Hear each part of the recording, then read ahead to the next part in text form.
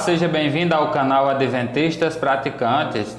E hoje, antes de iniciarmos a mensagem, eu gostaria de lhe trazer uma boa notícia para você que me acompanha aqui através desse canal. A partir de agora, eu estarei disponibilizando o PowerPoint de cada material, de cada sermão apresentado aqui no canal. Está aparecendo aí na sua tela o meu WhatsApp. Você possa tirar um print e após o término da mensagem, você possa estar entrando em contato comigo e pode aguardar que eu irei te retornar.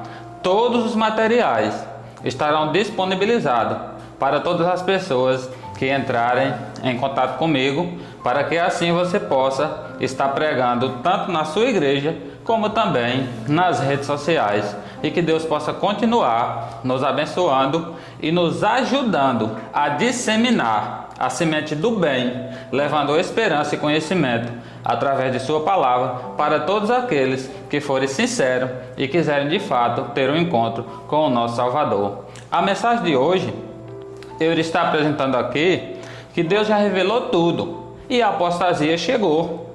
Eu irei mostrar aqui na palavra de Deus o que Deus tem a dizer com respeito a nós como igreja, como instituição em todo o mundo.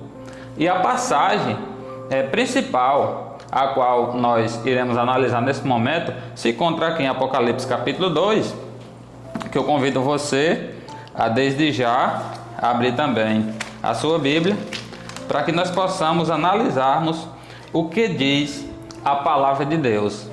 Essa passagem aqui do capítulo 2, os versículos que serão apresentados aqui, eles estarão divididos em duas partes, antes e depois da história da igreja. E eu convido você desde já para nós estudarmos Apocalipse 2 a partir do versículo 1, que diz assim: Ao anjo da igreja em Éfeso escreve: Estas coisas diz aquele que conserva na mão direita as 7 estrelas e que anda no meio dos 7 candeeiros de ouro. Verso 2: Conheço as tuas obras, tanto o teu labor como a tua perseverança, e que não pode suportar homens maus, e que puseste à prova os que a si mesmos se declaram apóstolos e não são, e os achastes mentirosos. E o versículo 3: E tens perseverança, e suportastes prova por causa do meu nome, e não te deixaste esmorecer. Então, nesse momento específico que Deus inspirou e autorizou o apóstolo João, quando ali estava exilado na ilha de Patmos, ao escrever essa carta direcionada para a igreja de Éfeso, um dos primeiros períodos da igreja cristã da antiguidade, aplicando-se também para os dias atuais, Deus aqui começa com elogio, deixando bem claro que essa igreja tem perseverado, não suporta homens maus, ou seja, coisas erradas no seu meio, e foi um período de santidade da igreja. As pessoas que tinham o desejo profundo, ansiavam estar na presença de Deus, através da oração e também do estudo da palavra. E a prioridade da igreja de Deus nesse momento não era a vida cotidiana que temos hoje. A prioridade delas era o reino dos céus. Elas tinham sede de levar esperança e de salvar pessoas para Cristo. Mas se passa o tempo e nós chegamos na atualidade, e nós iremos ver aqui o que Deus vai continuar falando para a igreja dos dias atuais. E eu convido você para acompanhar comigo o versículo 4 e 5 do capítulo 2, que diz assim: Tenho, porém, contra ti que abandonaste o teu primeiro amor. Lembra-te, pois, de onde caíste, arrepende-te e volta à prática das primeiras obras. E se não, venho a ti e moverei do seu lugar o teu candeeiro, caso não te arrependa. Então Deus agora começa aqui trazendo uma repreensão para a igreja que ele iniciou com um elogio. A igreja que perseverava na doutrina, perseverava nos princípios da palavra. A igreja que tinha um nível elevado de santidade, que não aprovava e não apoiava as coisas erradas, a ponto de receber de Deus um elogio, agora Deus nos traz uma repreensão, como também forma de advertência. Eu tenho, porém, contra ti que você abandonou o seu primeiro amor. Na nota de rodapé, capítulo 2, verso 4, primeiro amor, o amor é a primeira coisa a desaparecer quando alguém se afasta de Deus. Então, uma explicação mais profunda aqui da Bíblia de Estudo Andrews, uma Bíblia bem preparada para que o leitor cresça no conhecimento, é deixado bem claro que o primeiro amor se aplica nessa questão, que a primeira coisa que desaparece de uma pessoa quando abandona Cristo é o amor. O amor é a primeira coisa a desaparecer quando alguém se afasta de Deus. Então aqui fica bem claro. Não adianta nós afirmarmos que somos cristãos, que amamos a Deus, que queremos o reino do céu, que estamos buscando viver eternamente, se as nossas obras não condizem com aquilo que a gente estamos afirmando ou professando ser. E Deus, através de sua palavra, nos trazendo a advertência, Ele deixou bem claro: eu tenho, porém, contra ti que você abandonou seu primeiro amor. A sua prioridade era a oração e o estudo da Bíblia, hoje já não é mais. Se você tinha um desejo, um anseio por salvar pessoas, hoje você não tem mais. Aqui no meu distrito, os pioneiros contam muito como que era no início da igreja, há muitos anos atrás, quando nem templo existia ainda. Os irmãos congregavam debaixo de um pé de castanhola na roça de um irmão. Naquele tempo, praticamente não se tinha carro, nem moto. As pessoas andavam de pé e de bicicleta com muito fervor, com muita alegria. De toda a circunvizinhança, a redondeza, os irmãos iam se reunir debaixo dessa árvore para render glórias ao nome do Senhor. Hoje nós temos os templos bonitos, muitos enfeitados, à frente de vidro, climatizados, ar-condicionado bom, com bancos, porcelanato. Mas quando a gente olha para a nossa fé nos dias atuais, a gente vê de fato que esse versículo está se cumprindo e se aplica perfeitamente a nós. Tenho, porém, contra ti que vocês abandonaram o primeiro amor.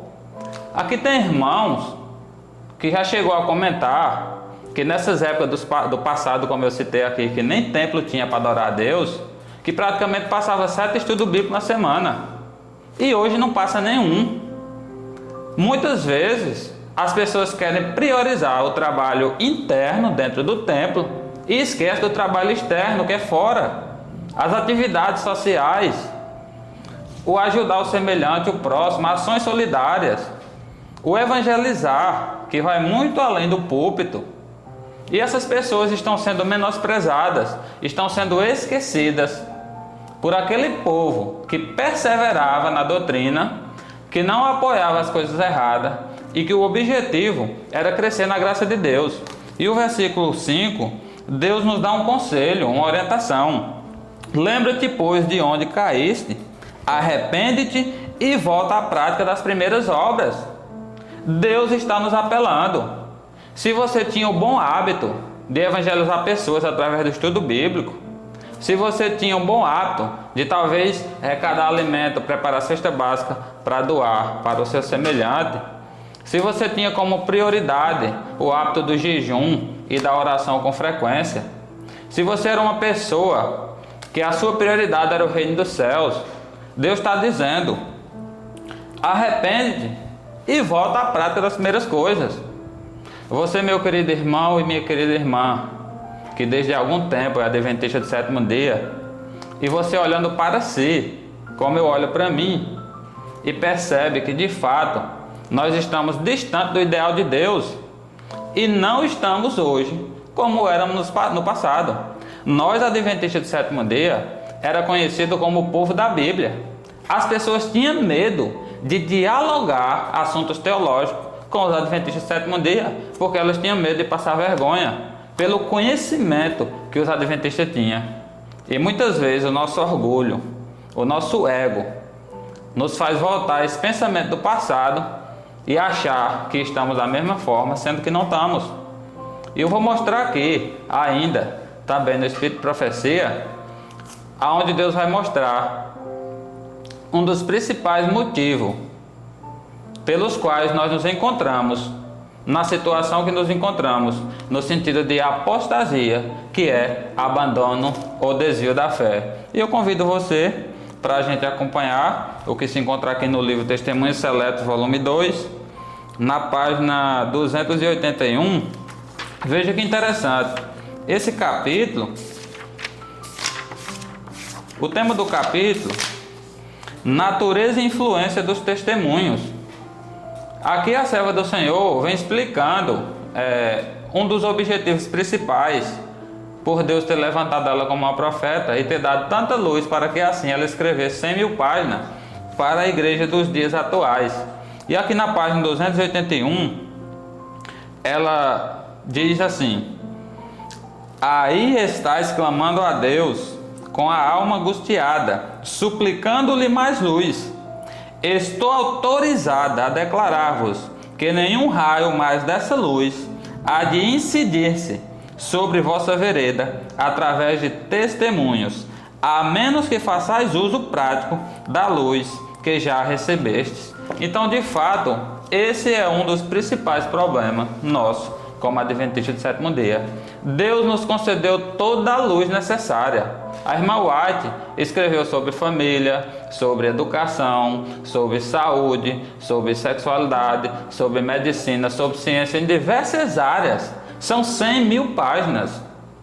Mas nós não queremos adquiri-lo, reclamando ser caro, e os poucos que adquirem não querem dedicar tempo para o estudo. E muitas vezes os que estudam e pregam são perseguidos pelo nível elevado de apostasia que nos encontramos.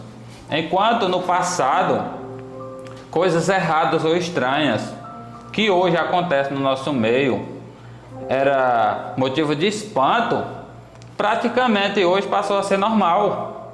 As coisas acontecem e é como se nada tivesse acontecendo. Muitas vezes simplesmente a igreja se reúne de forma rápida, simplesmente para remover a pessoa que cometeu tal escândalo, digamos assim, e vida que segue, aquela pessoa já fica esquecida, abandonada, apesar que de fato alguém a ser removido não faz mais parte do corpo espiritual de Cristo, representado pela sua igreja. Isso nós temos respaldo bíblico, mas nós precisamos trabalhar de uma forma a evitar tais coisas acontecer, ou pelo menos com frequência. O número de adultério tem crescido no nosso meio. Infelizmente isso é muito triste. Nós sabemos que a família é a instituição divina e sabemos também o quanto o diabo persegue e trabalha para destruir. E por que não vigiarmos? Porque nós não estamos mais voltados à palavra de Deus como éramos para estar. Todos nós sabemos que Deus concedeu para uma mulher um homem e um homem para uma mulher, para que assim casassem e formassem juntos uma família. Mas infelizmente há o joio no nosso meio, e eu vou mostrar aqui que ele será lançado fora até mesmo antes da volta de Cristo, porque a igreja pura de Cristo, que muitas vezes parece que está caindo ou vai desaparecer, eu vou mostrar aqui escrito que isso não vai acontecer. Ela não vai cair, ela não vai desaparecer, por mais que aparente em algum momento. E que você possa acompanhar comigo, à luz do que se encontra aqui no livro Eventos Finais, na página 107, e você vai entender mais um pouquinho com respeito a esse particular. Eventos Finais, página 107, diz assim: haverá uma sacudidura da peneira no devido tempo. A palha precisa ser separada do trigo. De fato, a palha, o joio, precisa ser separado do trigo, e isso vai acontecer antes da volta de Jesus. Portanto, meu irmão, não se escandalize quando você vê pessoas abandonando a fé por cometer pecados e assim ser removido do corpo de Cristo. E você vai entender mais um pouquinho com respeito a esse particular aqui na página 110. Perceba só a força desse texto. Apostasia entre líderes da igreja é o contexto aqui do capítulo. Muitas estrelas que temos admirado por seu brilho se apagarão nas trevas. Muitas estrelas. ou seja, muitas pessoas que brilharam muito e que foram admiradas por nós. Aqui deixou bem claro que o seu brilho se apagará nas trevas. Quantos relatos a gente não vê de pastores, homens de Deus, que a gente julga ser, que prega e fala tão bonito, e de repente a notícia: caiu adultério, perdeu sua credencial e foi removido do rol de membro. E isso não só se aplica também a pastores. Pode ser até mesmo um irmão que é uma simples ovelha do rebanho. Mas a gente sabe que da forma que na mídia as coisas se manifestam mais quando é voltado a pessoas estrelas, pessoas de fama e de sucesso, na igreja, quando o irmãozinho simples ali comete algum tipo de pecado que é necessário ser removido, não causa assim, digamos, muito espanto. Mas a gente recebeu uma notícia que o ancião adulterou, que o ancião está envolvido com algum tipo de coisas que Deus não aprova e é necessária a remoção dele. Isso causa um espanto. Isso é um escândalo tremendo. E muitos irmãos que viviam de contemplar aquele outro termina fracassando e abandonando a fé. Nós precisamos nos focar em Cristo, que é a nossa esperança maior, que é o nosso Salvador. A palavra do Senhor deixa bem claro, o nosso maior exemplo. Nós podemos olhar e admirar uma pessoa, sim, mas que não venhamos depositar nossa fé e confiança nelas. Nós precisamos confiar em Jesus. E o texto continua aqui na página 110, que diz assim: nas cenas finais da história terrestre, homens a quem ele honrou, ou seja, Deus honrou grandemente, seguirão o exemplo do antigo Israel. O afastamento dos grandes princípios que Cristo estabeleceu em seus ensinos e a elaboração de projetos humanos, usando as Escrituras para justificar a maneira errada do proceder sobre a perversa influência de Lúcifer, confirmarão as pessoas no engano e a verdade de que necessitam para serem livradas de práticas incorretas se escoa como água de um recipiente que vaza. Então o texto aqui deixa bem claro: essas pessoas consideradas como estrelas que brilham, elas usarão até mesmo a elaboração de projetos humanos usando a Escritura. Aqui deixou bem claro, usando as Escrituras para justificar as suas maneiras erradas de proceder. E aqui concluiu dizendo: sobre a perversa influência de Lúcifer, o próprio diabo, o próprio Satanás, vai estar inspirando essas mentes a cometer falhas de pecado e ainda vão se justificar usando as Escrituras. Talvez um irmão que cai no adultério, ele vai se justificar que Davi adulterou. Ele vai justificar que outro personagem bíblico adulterou. E simplesmente vai tentar justificar o seu erro. Sabendo nós hoje as consequências que todos que adulteraram sofreram no passado, por mais que alcançaram ainda o perdão de Deus, mas as consequências são tremendas. E isso causa um opróbrio terrível à causa do Senhor aqui na terra.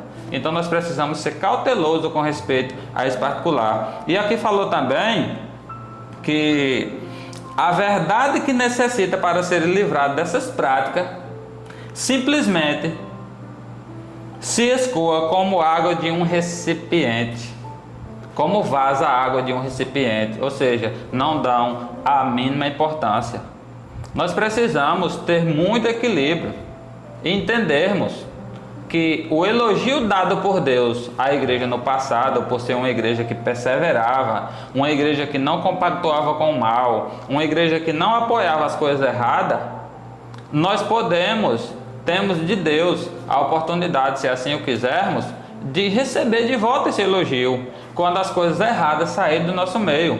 Porque aqui na palavra de Deus deixou bem claro: eu tenho porém contra vocês uma coisa: vocês abandonaram o primeiro amor.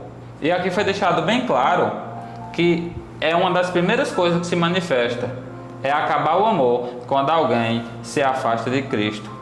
E o amor, nós sabemos que sem o amor não é possível nem viver.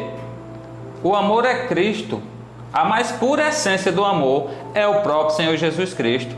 E para que a gente viva a vida diária que Jesus viveu na terra, uma vida de serviço, de cuidado e de amor para com semelhantes, Se não tivermos o amor de Cristo, isso é impossível acontecer.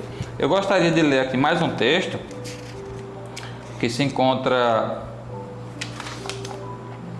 na página 111 e 112, que diz assim: permanecer em defesa da verdade e da justiça quando a maioria nos abandona, participar das batalhas do Senhor quando são poucos os campeões. Essa será a nossa prova. Nós precisamos permanecer firmes e leais aos princípios da palavra do Senhor. Essa, de fato, é nossa maior prova. Naquele tempo, devemos tirar calor da frieza dos outros, coragem de sua covardia e lealdade de sua traição. Isso só será possível se nos rendermos por completo aos pés do nosso Salvador. E continua o texto: a igreja talvez pareça como se estivesse prestes a cair, mas não cairá. Ela permanece, ao passo que os pecadores de Sião serão lançados fora no peneiramento. Quando a palha for separada do trigo precioso, essa será uma crise terrível, mas ela terá que acontecer. E mais uma vez o texto repete, isso fica bem claro. O joio será lançado fora e a igreja pura de Cristo ficará, representada apenas pelo trigo. Pessoas fiéis e consagradas. Portanto, meu irmão, não se escandaliza quando você vê estrelas que brilhavam se apagar. Porque, como eu falei, volto a repetir, isso não acontece só no meu distrito. Aqui os irmãos vivem de pegar as irmãs, irmãos casados namorando com irmãs casadas. Da mesma forma, irmãs traindo seus esposos. É claro que não é um grande número tão alarmante assim, mas com frequência a gente recebe essa notícia todos os anos. Irmãos que se envolvem com prática de roubo, que de alguma forma é preciso ser removido do corpo de Cristo, do rol de membro, entre outras práticas. A causa de Cristo ser motivo de deboche entre as pessoas que não têm nenhuma intimidade com Cristo, por saber de maus testemunhos terríveis causados na sociedade. É irmão que compra fiado e não paga porque não quer, vive de dar calote nos outros, entende? Isso é algo muito grave. Isso é pessoas que representam o joio. E aqui deixou bem claro que é necessário que haja um peneiramento e que essas pessoas sejam lançadas fora. Então eu sempre costumo dizer, quem não entrou na igreja por Cristo, não irá permanecer por ninguém.